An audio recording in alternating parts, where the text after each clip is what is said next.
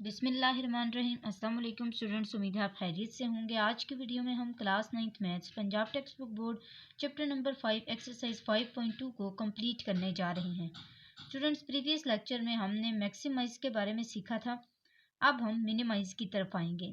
सारे के सारे स्टेप्स वैसे के वैसे ही हैं। मैं पहले आपको वो रिवाइज करवा देती हूँ, बाकी लास्ट स्टेप में हम देखेंगे मिनिमाइज और मैक्सिमाइज का डिफरेंस।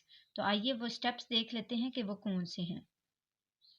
सबसे पहले तो हमने इन इक्वेशंस को जो हमें दी जाती हैं, ये दो इक्वेशंस, इन दोनों को हमने कोरिस्पोंडिंग इक्वेशन बनाना होता है, यानी कि दोनों को इक्वल करना होता है, लेफ्ट हैंड साइड को भी और राइट हैंड साइड को भी। अब जब हम कोरिस्पोंडिंग इक्वेशंस बना लेते हैं तो इक्वेशंस के लिए सॉल्व करते हैं, पहले फर्स्ट इक्वेशन के लिए फिर सेकंड इक्वेशन के लिए। कैसे सॉल्व करते हैं? पहले x को 0 के इक्वल करते हैं, लेट करते हैं, और फिर y को 0 के इक्वल लेट करते हैं। फिर हम बनाते हैं ग्राफ। जो भी हमारे पास ये पेयर्स बनते हैं, ये वाले, जैसे 0 3 3 0 0 7 5 0, इसमें ये x होता है, ये y होता है, ठीक है। फिर हम इसको ग्राफ के अंदर रिप्रेजेंट करवाते हैं। फिर हमारा लास्ट स्टेप आता है इंटरसेक्शन और कॉर्नर पॉइंट्स का। अगर तो ग्राफ के अंदर दोनों लाइंस यानी दोनों इक्वेशंस की लाइन बनती है ना, इसकी भी अपनी लाइन बनती है और इसकी अपनी लाइन बनती है, अगर दोनों लाइंस इंटरसेक्ट काटें तो फिर हमें इंटरसेक्शन के पॉइंट्स को फाइंड करना पड़ता है। और वो हम कैसे करते हैं? वो हम इन दोनों इक्वेशंस के थ्रू ही करते हैं। जब हम इनको सॉल्व कर लेंगे तो फिर हमारे पास इंटरसेक्शन वाले पॉइंट्स का आंसर आ जाएगा। और अगर ऐसा नहीं है, यानी कि हमारे पास यहाँ पे कोई इंटरसेक्शन नहीं हो रही और हमें पता है कि हमने कौन सी जो इक्वेशन है उसके कॉर्नर पॉइंट्स को लेना है, तो फिर उसके थ्रू हम कॉर्नर पॉइंट्स को बनाते हैं। अच्छा, हमें कैसे पता लगता है कि हमारी जो फिजिबल रीजन है, फिजिबल रीजन कौन सी होती है जिसके कॉर्नर पॉइंट्स हम लेते हैं? अब फिजिबल रीजन कौन सी है तो वो हमने यहाँ से इक्वेशन से देख के बतानी होती है।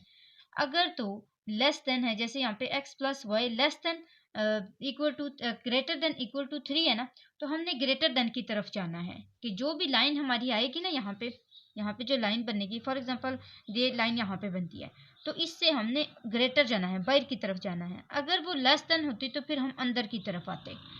इसी तरह सेकंड इक्वेशन को देखेंगे, इसमें देखें यहाँ पे क्या है, लेस देन इक्वल टू 35, तो इसका मतलब ये है कि लेस देन की तरफ जाना है, यानी कि अंदर की तरफ आना है। अगर लेस देन हो तो फिर अंदर की तरफ आते हैं और अगर ग्रेटर देन हो तो फिर बाहर की तरफ जाते हैं।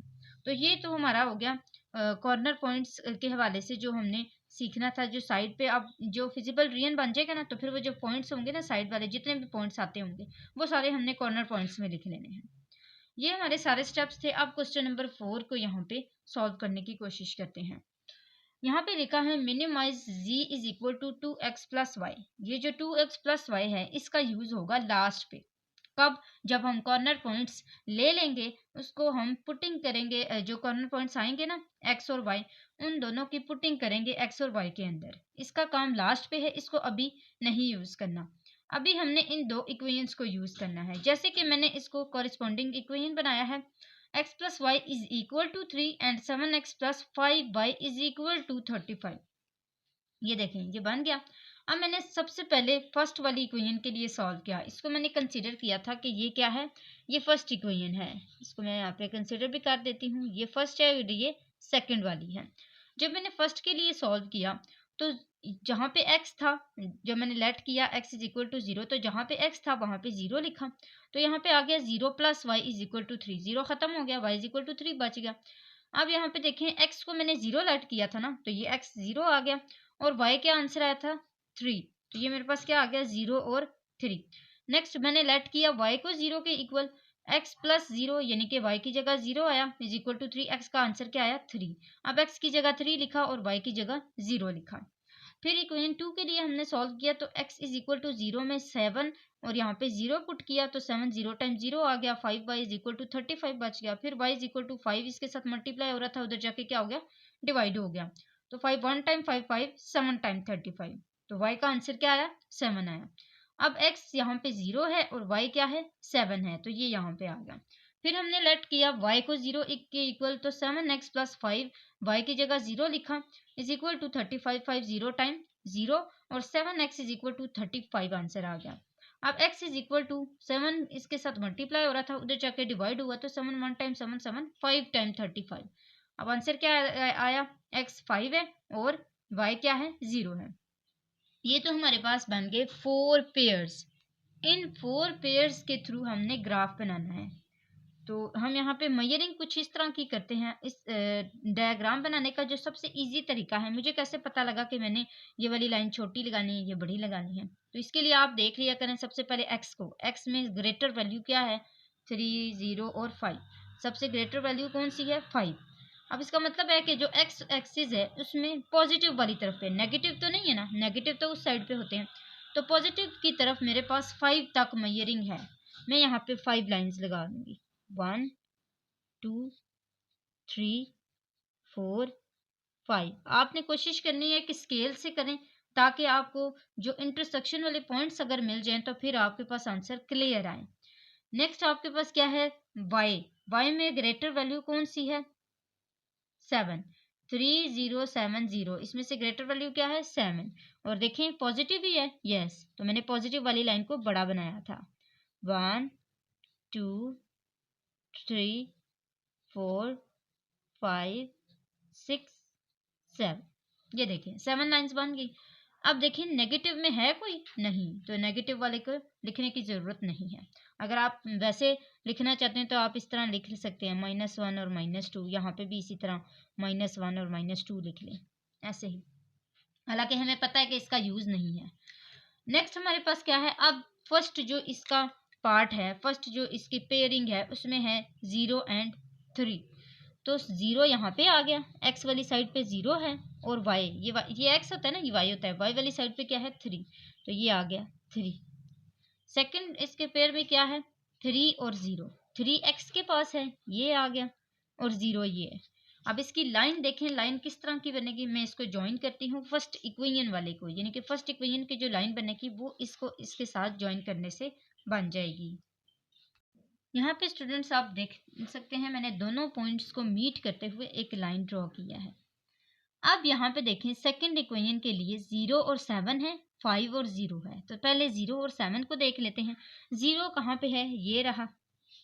7 कहाँ पे है, 7 किसका है, y वाले की तरफ का है, तो ये देखें ये 7 है। अब देखें 5 और 0 है, 5 किसका है, x का है, और 0 यहाँ पे एज इट इज आ गया। अब इन दोनों को भी मीट कर लेते हैं। अब आप देख सकते हैं स्टूडेंट्स इस तरह की कुछ लाइंस यहाँ पे बनी है। अब हमने ढूंढना है इसके फिजिबल रीजन को। फिजिबल रीजन इसका कौन सा है, फिजिबल कहते किसको हैं, फिजिबल कहते हैं हदबंदी को, यानी कि कहाँ तक आपकी हद है, कहाँ तक आपके क्वेश्चन की हद है, इससे आगे आपने नहीं जाना, इससे पीछे आपने नहीं जाना, वो फिजिबल रीजन कहाँ पे है, वो उसी के बीच में रहते हुए आपने कॉर्नर पॉइंट्स को ढूंढना है। तो ये देखें यहाँ पे आपके पास फर्स्ट इक्वेशन के अंदर क्या है कि x plus Y is greater than equal to 3, ऐसा ही है ना। x plus Y is equal to 3 वाली जो लाइन थी वो कौन सी थी, ये ब्लू वाली लाइन मैंने लगाई थी, जो फर्स्ट इक्वेशन के लिए मैंने ब्लू वाली लाइन लगाई थी ना। अब ब्लू वाली इक्वेशन के आपने क्या जाना है, ग्रेटर देन जाना है। आप अंदर की तरफ नहीं आएंगे, बाहर की तरफ आएंगे, ऐसे बाहर की तरफ आपने ऐसे एरो लगा देना। अब देखें सेकंड वाली इक्वेशन को, 7x plus 5y is less than equal to 35। ये जो रेड वाली लाइन है ये सेकंड इक्वेशन की लाइन मैंने लगाई थी ना। इसका मतलब है कि मैंने इसके अंदर अंदर रहना है, इसके बाहर नहीं जाना, इससे लेस आना है। तो ये देखें ये आ गया लेस। अब जहां पे ये एरोज लगे हैं उन्हीं एरोज पे रहते हुए इनको शेड कर दें, ऐसे आपने इसको अच्छे से शेड कर लेना है। मैं ऐसे छोटी छोटी लाइंस लगा रही हूँ, ठीक है। ये जो मेरे पास रीजन बना है ये ही एक्चुअली फिजिबल रीजन है। मैं इसकी तरफ नहीं आ सकती, क्यों नहीं आ सकती, क्योंकि इसने ग्रेटर देन जाना था, लेस देन नहीं जाना था, इसी वजह से इसका जो रीजन है वो ये बना है। तो ये मुझे उम्मीद है आपको कॉन्सेप्ट अब क्लियर हो चुका होगा। अब यहाँ से जो ये जहाँ पे फिजिबल रीजन बना है इसके साइड्स पे कितने कितने पॉइंट्स हैं और कौन कौन से पॉइंट्स हैं वो सारे यहाँ पे लिख लें। ये क्या है, y के ऊपर है ना, इसको y के ऊपर रहते हुए y की तरफ लिखेंगे ना, ये 3y है और अगला कौन सा है, 0 है। इसी तरह ये भी y के ऊपर है तो ये क्या होगा, x जो है वो इसका 0 होगा, y क्या होगा, 7 होगा। इसी तरह इसका देख रहे हैं, इसका x 3 है, ये x की लाइन पे है ना, तो ये 3 है और ये 0 है। अगर आप इनको जब बना रहे हो ना तब भी अगर इनके होते हुए लिखना चाहें तो तब भी लिख सकते हैं। मैं बाद में लिख रही हूँ, आप पहले भी लिख सकते हैं 5 और 0। जब आप इसकी डायग्राम बना रहे होते हैं तब, जैसे आप फर्स्ट लाइन में आपने सबसे पहले यहाँ पे क्या लगाया था, 0 और 3 लगाया था ना। सबसे पहला पॉइंट आपने कहाँ पे लगाया था, ये लगाया था, तो इसके साथ आप सॉरी ये वाला लगाया था, तो इसके साथ आप 0 और 3 यहाँ पे साथ लिख लिया करें, तो इस तरह आपकी कंफ्यूजन नहीं होगी। नेक्स्ट आपके पास क्या है, कॉर्नर पॉइंट्स। अब जो सारे कॉर्नर पॉइंट्स मैंने यहाँ पे बनाए थे वो मैंने यहाँ पे लिख लिए हैं, 0 3 3 0 0 7 एंड 5 0। अब मैंने इनको सॉल्व करना है, यहाँ पे ही असल पॉइंट आएगा, और वो क्या है, सबसे पहले मैंने कॉर्नर पॉइंट्स जो लिखे थे उनमें से फंक्शन जो z is equal to 2x plus y, जिनका मैंने आपको बताया था कि इसका लास्ट पे यूज होगा कि z is equal to 2x plus इसमें इस प्लस वाई, इसमें से मैंने क्या करना है, मिनिमाइज करना है। यहाँ पे इसकी पुटिंग करनी है, जो भी कॉर्नर पॉइंट्स आए हैं, 4 कॉर्नर पॉइंट्स आए हैं, चारों का यूज करना है। यहाँ पे सबसे पहले यहाँ पे क्या लिखना है, z is equal to 2x plus y, इसके अंदर पुटिंग करनी है एट 0 3, यानी कि जब वो कॉर्नर पॉइंट होता है 0 3 के ऊपर, फिर 3 0 के ऊपर, फिर 5 0 के ऊपर, फिर 0 7 के ऊपर। तो ये देखें यहाँ पे क्या है, 0 3 है, तो z इज इक्वल टू 0, अच्छा 2x प्लस वाई है ना, जहाँ पे x है ना वहाँ पे 0 पुट करना है, जहाँ पे y है वहाँ पे क्या पुट करना है, 3 पुट करना है। ये x है और ये y है, ठीक है, सबका ऐसे ही होगा, और सबके पेयरिंग में ऐसा ही होता है, स्टार्ट वाला x होता है और सेकंड वाला y होता है। तो ये आ गया 2 0 प्लस 3, तो ये किसके इक्वल इसका आंसर है, 2 0 times 0 is equal to 3। Second वाला करते हैं, z इज इक्वल टू, यहाँ पे 3 और 0 है, इसका मतलब है कि 2x क्या है 3 प्लस y क्या है 0, 3 2 टाइम 6। नेक्स्ट क्या है, z इज इक्वल टू 5, ये आ जाएगा 2 5 प्लस 0 5 2 टाइम 10। लास्ट वाला क्या है 0 और 7, ये रह गया ना, at 0 and 7 is equal to, z is equal to 2 0 plus 7 is equal to, यहाँ पे क्या आ जाएगा 2 0 टाइम 0 और ये रह जाएगा 7। अब देखें इसमें सबसे जो मिनिमम आंसर है वो किसका है, कम से कम जो आंसर है वो किसका है, वो है 0 एंड 3 का। तो यहाँ पे मैं क्या लिखूंगी, z इज इक्वल टू 3 जो आंसर है वो है इज मिनिमम एट किसके ऊपर, किसके ऊपर 0 और 3 के ऊपर। तो ये मेरे पास इसका आंसर आ चुका है मिनिमम वाले का। मैं आपको इसका एक दफ़ा रिव्यू दिखा देती हूँ क्वेश्चन नंबर 4 का।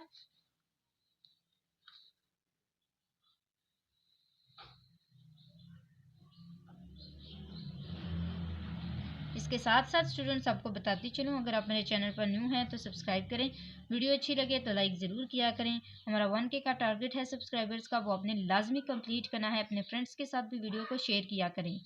चलिए क्वेश्चन नंबर 5 की तरफ चलते हैं। क्वेश्चन नंबर 5 में अगेन मैक्सिमाइज वाला आ चुका है, जो कि हमने प्रीवियस लेक्चर में भी पढ़ा था, लेकिन मैं आपको फिर भी वैसे के वैसा ही समझाऊंगी अच्छे से, ताकि आपको कोई कन्फ्यूजन ना रहे। मैक्सिमाइज के लिए सबसे पहले भी वैसे के वैसे ही हमने इक्वेशंस को इक्वल कर लेना है। 2x plus y equal to 8 and 2x plus 2y is equal to 14। अब यहाँ पे इक्वेशन 1 और इक्वेशन 2 दोनों के लिए सॉल्व कर लेना है। इसके लिए भी let x is equal to 0, y is equal to 0, x is equal to 0 and y is equal to 0। तो यहाँ पे 2 0 की पुटिंग की, x जहाँ पे x था वहाँ पे 0 की पुटिंग की, तो आंसर आया y इज इक्वल टू 8। यहाँ पे भी जहाँ पे y था वहाँ पे 0 पुट किया तो आंसर आया x इज इक्वल टू 4। अब x की जगह 4 लिख लिया, y की जगह 0, यहाँ पे x की जगह 0 लिख लिया और y की जगह 8 लिख लिया, क्योंकि y का आंसर 8 आया था। फिर इक्वेशन 2 की तरफ आते हैं। इसमें let x is equal to 0 किया, तो जहाँ पे x था वहाँ पे 0 पुट किया तो आंसर आया y इज इक्वल टू 7, क्योंकि 2 के साथ मल्टीप्लाई हो रहा था y, ये इधर आके डिवाइड हो गया, 2 1 टाइम 2 7 टाइम 14। फिर y को लेट किया 0 के इक्वल, तो x प्लस 2 यहाँ पे 0 पुट कर दिया y की जगह, तो ये 2 0 टाइम 0 आ गया, x का आंसर आ गया 14। अब यहाँ पे 4 पेयर्स बने हैं।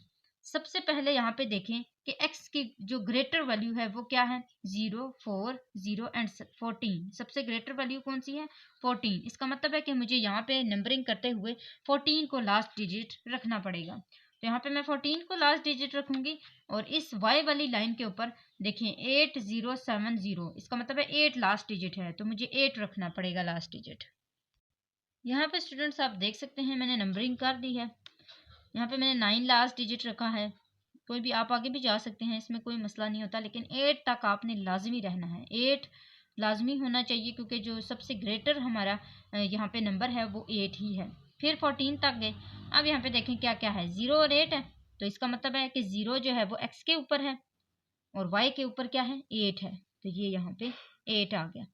फिर 4 और 0 है, यहाँ पे 4 आ गया x की जगह और यहाँ पे 0 आ गया। अब इन दोनों को हम ज्वाइन कर लेते हैं पॉइंट्स को। यहाँ पे आप स्टूडेंट्स देख सकते हैं मैंने इसको दोनों के जो पॉइंट्स थे उनको मीट कर लिया है। अब हमारे पास इसका थर्ड वन वाला आता है, वो क्या है, 0 और 7। 0 और 7, तो 0 यहाँ पे है और y की तरफ वाला जो है वो 7 है, तो ये मेरे पास आ गया 7। नेक्स्ट करते हैं, 14 और 0 है, तो ये आ गया 14। x वाला 14 है और दूसरा 0 है। अब इन दोनों को हमने मैच कर लेना है, इन दोनों पॉइंट्स को। यहाँ पे स्टूडेंट्स हमारे पास दो रियंस आए हैं, हमने दोनों में से देखने हैं कौन से सिलेक्ट करने हैं। आइए इक्वेशंस की तरफ आते हैं। ये देखिए यहाँ पे क्या है, 2x plus Y is less than equal to 8 and x plus 2y is less than equal to 14।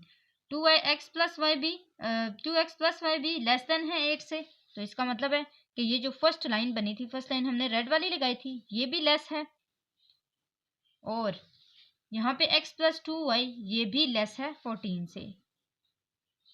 तो इसमें हम कौन सा फिजिबल रियन कंसिडर करेंगे, क्योंकि ये भी अंदर की तरफ आ रहा है और ये भी अंदर की तरफ आ रहा है, तो इससे तो हम बाहर तो नहीं ना जा सकते, क्योंकि ये तो फिर ग्रेटर हो जाएगा अगर हमने यहाँ पे भी शेड किया। तो इसकी तरफ शेड ना करने की वजह यही है कि ये फिर इससे ग्रेटर हो जाएगा। ये तो अगर यहाँ पे शेड हो जाए ना, अगर अंदर वाली जगह पे यहाँ पे शेड हो जाए, तो इसका मतलब यही है कि ये भी आ रहा है इसके अंदर, लेकिन अगर यहाँ पे शेड हो गया तो ये तो पूरा हो जाएगा, लेकिन ये नहीं होगा क्योंकि ये फिर बाहर चला जाएगा। तो इसके लिए आपने सिर्फ यहाँ पे ही शेड करना है, जो कि हमारा फिजिबल रियन है। अब इसमें देखें कौन कौन से कॉर्नर पॉइंट्स बन रहे हैं, first, second, third and fourth one. ये देखें यहाँ पे ये वाला पॉइंट बन रहा है, यहाँ पे ये दोनों लाइंस इंटरसेक्ट कर रही हैं और इसी पॉइंट को कहते हैं इंटरसेक्शन पॉइंट। इसका मतलब है सबसे पहले हमें इंटरसेक्शन के लिए सॉल्व करना पड़ेगा, और इंटरसेक्शन के लिए जैसा मैंने आपको पहले बताया कि जो दोनों इक्वेशंस हैं उनको सॉल्व करना पड़ता है। इनको सिमुलेटेनियसली सॉल्यूशन के थ्रू हम एक x और एक y का आंसर निकालते हैं। जैसे कि मैंने यहाँ पे इंटरसेक्शन के लिए लिखा है कि for intersection 2x plus Y is equal to 8 and x plus 2y is equal to 14। अब ये दोनों देखें, इन दोनों में एक भी वेरिएबल की जो कोफिशिएंट है वो सेम नहीं थे, इस वजह से मैंने एक जो इक्वेशन है उसको 2 से मल्टीप्लाई कर लिया है, और वो इक्वेशन कौन सी है, ये सेकंड वाली इक्वेशन को मैंने मल्टीप्लाई किया है 2 के साथ। जब मेरे पास उसका आंसर आया 2x plus 4y is equal to 28। अब मैं दोनों को कट कर सकती हूँ अगर मैं इनको माइनस करूँ, क्योंकि इनके साइन ऑपोजिट नहीं आ रहे थे, तो इस वजह से मुझे ऑपोजिट करने के लिए सब्ट्रैक्शन करनी पड़ रही थी। अगर इनके साइन ऑपोजिट से मुराद ये है कि प्लस और माइनस दोनों चेंज हो साइन। अब अगर दोनों के साइन चेंज करने हैं तो फिर हमने क्या करना है, हमने माइनस करना है। तो माइनस करने के लिए मैंने यहाँ पे सबसे पहले सब के नीचे वालों के साइन चेंज किया, ये दोनों तो कैंसिल हो गए, यहाँ पे बचा -3y इज इक्वल टू -20। अब जब ये बच गया तो फिर मैंने क्या किया, यहाँ पे y इज इक्वल टू -20, ये 3 इसके साथ मल्टीप्लाई हो रहा था ना, उधर जाके क्या हो गया, डिवाइड, माइनस माइनस कैंसिल हो गए, तो y is equal to 20 divided by 3 इसका आंसर आ गया। अब यहाँ पे x के लिए सॉल्व करना है। x के लिए सॉल्व करने के लिए दोनों इक्वेशंस में से कोई सी भी एक इक्वेशन के अंदर जो y का आंसर आया है उसको पुट कर लें। 2x प्लस 20 डिवाइड बाई 3, ये 20 डिवाइड बाई 3 कॉन्स्टेंट है, ये इक्वल की दूसरे साइड पे चला जाएगा क्योंकि इक्वल की दूसरी साइड पे भी कॉन्स्टेंट ही है। x का आंसर हमने लेके आना है तो वेरिएबल का सेपरेट होना जरूरी है। 2 इसके साथ पहले मल्टीप्लाई हो रहा था तो उधर जाके क्या हो जाएगा, डिवाइड हो जाएगा, और जब ये डिवाइड होगा तो इसका आंसर क्या आएगा, x is equal to 2 divided by 3। तो ये हमारे पास इसका आंसर आ गया है 2 डिवाइडेड बाई 3 और 20 डिवाइडेड बाई 3। अब यहाँ पे जो हमारे पास एक कॉर्नर पॉइंट ये बना था, सारे कॉर्नर पॉइंट्स आप यहाँ पे लिख भी सकते हैं कि पहला कॉर्नर पॉइंट हमारे पास ये वाला है, मैं यहाँ पे लिख भी लेती हूँ 0,7। दूसरा कॉर्नर पॉइंट ये है जो कि हमने सॉल्व किया है, जिसका आंसर आया था 2 डिवाइडेड बाई 3 और 20 डिवाइडेड बाई 3, ये आया था। तीसरा हमारे पास जो कॉर्नर पॉइंट है वो है 4, 0, और चौथा जो है वो है 0 और 0। ये 0 और 0 कॉर्नर पॉइंट है ना, इसका x भी 0 है, y भी 0 है। तो ये चारों कॉर्नर पॉइंट्स हमने यहाँ पे सॉल्व कर दिए। पहला एट 0 0, जब 0 0 के लिए सॉल्व किया तो इसका आंसर 0 ही आया, क्योंकि x के अंदर भी 0 पुट हुआ और y के अंदर भी।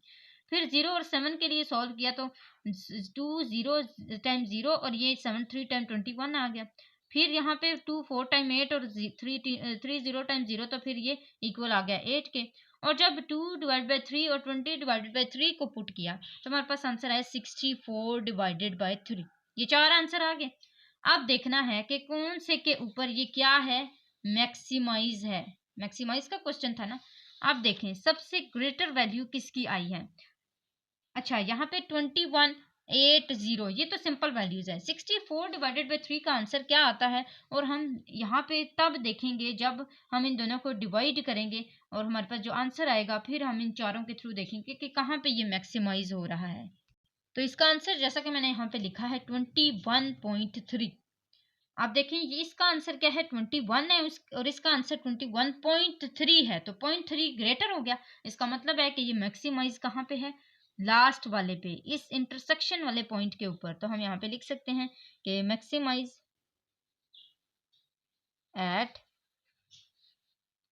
2 divided by 3 and 20 divided by 3। तो ये हमारे पास इसका आंसर आ चुका है। यहाँ पे आप लिख भी सकते हैं z इज इक्वल टू था ना, नहीं फंक्शन था, f फंक्शन था और वो किसके इक्वल था, 2x प्लस 3y के इक्वल, सॉरी फंक्शन था और उसका आंसर क्या आया था 21.3। तो ये हमारे पास इसका आंसर आ चुका है, आप देख सकते हैं। मैं आपको इसका एक दफ़ा रिव्यू दिखा देती हूँ।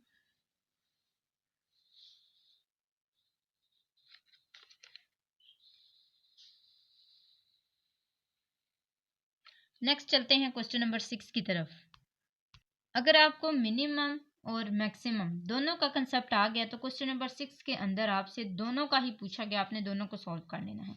करना सेम वैसे ही है, लास्ट पे ही सिर्फ चेंजिंग होगी, वो हम तब करेंगे। तो सबसे पहले यहाँ पे आपके पास आता है 3x plus 5y is equal to 15, यानी कि कॉरेस्पॉन्डिंग इक्वेशन आएंगी, तो वो हम बना लेंगे। कॉरेस्पॉन्डिंग इक्वेशन को बनाने के बाद हम सॉल्व करेंगे इक्वेशन 1 और इक्वेशन 2 के लिए।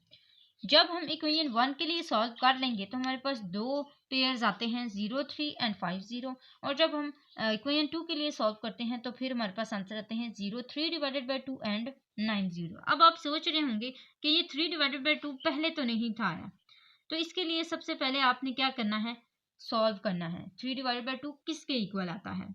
तो यहाँ पे जब इसको सॉल्व किया जाता है तो ये हमारे पास आंसर आ जाता है इसका 1.5।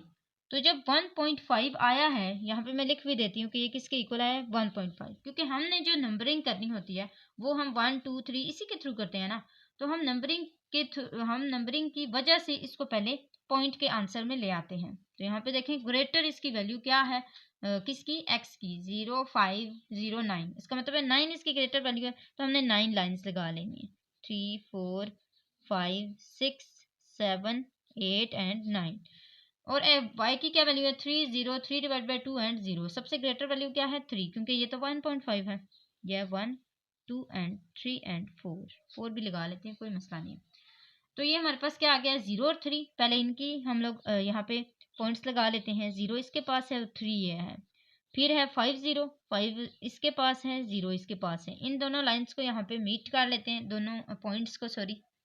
फिर सेकंड हमारे पास क्या आता है 0 और 1.5, 0 और 1.5 किसके पास है, y के पास, तो ये 1 है, 1.5 यहाँ पे बनेगा 1 और 2 के मिड में। फिर हमारे पास क्या है 9 और 0, 9x के पास है और 0 ये है। इन दोनों पॉइंट्स को ज्वाइन कर लेते हैं। ये आप देख सकते हैं हमारा ग्राफ इस तरह का बना है। अब आते हैं इस इक्वेशंस की तरफ कि 3x plus 5y is greater than equal to 15। पहली इक्वेशन जिसकी हमने ये रेड कलर की लाइन लगाई थी, इससे ग्रेटर की तरफ जाना है। ग्रेटर की तरफ जाएंगे तो ये बाहर की तरफ आएगा, ऐसे बाहर की तरफ। x plus 6y is less than equal to 19, और जो दूसरी इक्वेशन है वो क्या है, वो लेस है, अंदर की तरफ है। अब देखें अगर तो हम इसकी तरफ, इस वाले रीजन की तरफ आते हैं तो ये यहाँ पे लेस तो हो जाएगा, ठीक है, ऐसे ही है। लेस तो हो जाएगा लेकिन ग्रेटर नहीं होगा, ऐसा ही है ना, ग्रेटर नहीं होगा। इसी तरह सेकंड वाले को देखें, जो ये छोटी सी जगह है, इसमें देखें अगर हम बाहर की तरफ जाते हैं इससे, तो फिर ये वाली बाहर की तरफ चली जाएगी और ये वाली अंदर की तरफ भी आ जाएगी। तो इसका मतलब है इस रीजन को हम फिजिबल रीजन सेलेक्ट कर सकते हैं। आपने ऐसा रीजन सेलेक्ट करना है कि जिससे ग्रेटर भी जा सकते हैं और लेस देन भी जा सकते हैं। तो दोनों का ही ऐसे था ग्रेटर देन वाला, तो इस वजह से मैंने इसको सेलेक्ट किया है। अब यहाँ पे जो जब दोनों पॉइंट्स इंटरसेक्ट किए हैं तो इंटरसेक्शन के लिए भी सॉल्व करना पड़ेगा ना। तो फॉर इंटरसेक्शन मैंने पहले दोनों इक्वेशंस को सॉल्व किया। अच्छा, इसमें भी मैंने वैसे ही किया है, मल्टीप्लाई किया है सेकंड वाली इक्वेशन को 3 के साथ ताकि ये सेम हो जाए। फिर यहाँ पे साइन चेंज हो गए, ये प्लस था ये माइनस हो गया, इसी तरह ये प्लस था ये भी माइनस हो गया, ये भी प्लस था ये भी माइनस हो गया, और इसके थ्रू ये दोनों आपस में कैंसिल हो गए। इसका आंसर -13y आया और इसका -12 आया, क्योंकि प्लस माइनस -27 में से 15 निकाले तो 12 बनता है। अब y का आंसर आ गया है 12 डिवाइड बाई 13, क्योंकि माइनस माइनस कैंसिल हो गए। फिर x का आंसर लाने के लिए दोनों में से एक इक्वेशन को सिलेक्ट किया, तो x इज इक्वल टू 9 - 6y। सेकंड वाली इक्वेशन को मैंने सिलेक्ट किया था, जो -6y है मैं उसको मैं प्लस, यहाँ पे प्लस हो रहा था उधर जाके मैंने माइनस कर दिया, क्योंकि y के अंदर पुटिंग करनी है ना, तो y के अंदर पुटिंग कर दी। अब दोनों कांस्टेंट हो चुके हैं, इनका एलसीएम लिया तो आंसर आया x is equal to 45 divide by 13। ये पेयर बन गया, x की जगह 45 डिवाइड बाई 13 पुट किया और y की जगह 12 डिवाइड बाई 13। फिर कॉर्नर पॉइंट्स आए, यहाँ पे 03 था, 90 था और 45 डिवाइड बाई 13 और 12 डिवाइड बाई 13। सबसे पहले 03 के लिए सॉल्व किया। जब 03 के लिए सॉल्व किया तो यहाँ पे मेरे पास आया 3x plus Y is equal to 30 and plus 3। तो इसका आंसर किसके इक्वल आया है? 3 के इक्वल आया है।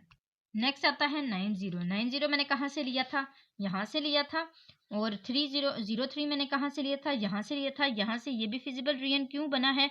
क्योंकि अगर मैं इसको कंसिडर करूँ तो यहाँ से तो ये ग्रेटर चला जाएगा, ये भी तो ग्रेटर ही है ना, सेकंड वाला भी तो ग्रेटर ही है ना। तो इसके सेकंड जो हमने लाइन लगाई थी वो ये वाली थी ना, इससे भी हमने ग्रेटर ही जाना था, तो इससे भी ग्रेटर गए और फर्स्ट वाली लाइन से भी ग्रेटर ही गए। तो इसके थ्रू हमारे ये दोनों फिजिबल रीजन बने थे। पहला 03 वाला पॉइंट बनता है, नीचे वाले पॉइंट का नहीं लेके आना, ठीक है, 20 वाले को। एक ये वाला पॉइंट मैंने बनाया था, एक 90 वाला पॉइंट बनाया था और एक जो है वो मिड वाला पॉइंट बनाया था। 3 पॉइंट्स मैंने बनाए। अब तीनों के लिए जब सॉल्व किया तो ये आंसर आया 147 डिवाइडेड बाई 13। अब 3 आंसर आ चुके हैं, एक 27 आया है, एक 3 आया है और एक 147 डिवाइड बाई 13। अब यहाँ पे बताना है कि मिनिमाइज कहाँ पे, मिनिमम कहाँ पे है और मैक्सिमम कहाँ पे है वैल्यू, मिनिमम और मैक्सिमम। सबसे पहले मिनिमम की देखते हैं, सबसे छोटी वैल्यू किसकी है? 3 की। तो ये यहाँ पे क्या आ जाएगी? 3 और किसके ऊपर रख के है? 0 और 3 के ऊपर रख के, ठीक है। फिर है मैक्सिमम, इन दोनों में से ग्रेटर कौन सा है वो हमें तब पता लगेगा जब हम इसको डिवाइड करेंगे। इसको डिवाइड करके इसका आंसर आता है 11.3। तो इसमें से ग्रेटर आंसर किसका है? 27 का। इसका मतलब है मैक्सिमम किसके ऊपर रख के है?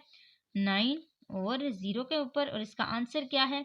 27। तो ये हमारे पास आंसर भी आ चुका है और इसके साथ साथ हमारी एक्सरसाइज भी कंप्लीट होती है। उम्मीद है स्टूडेंट्स आपको हर कॉन्सेप्ट क्लियर हो चुका होगा। अगर फिर भी आपको कोई भी कन्फ्यूजन आती है तो आप क्वेश्चन में आप कमेंट बॉक्स में पूछ सकते हैं, कोई भी क्वेश्चन अगर आपने पूछना हो तो। प्रीवियस लेक्चर में जो आपके पास कन्फ्यूजन रह गई थी वो आप यहाँ से क्लियर कर सकते हैं। इसके अलावा जाते जाते आपने चैनल को ज़रूर सब्सक्राइब करना है। आज के लिए इतना ही था, अगली वीडियो तक के लिए अल्लाह हाफिज़।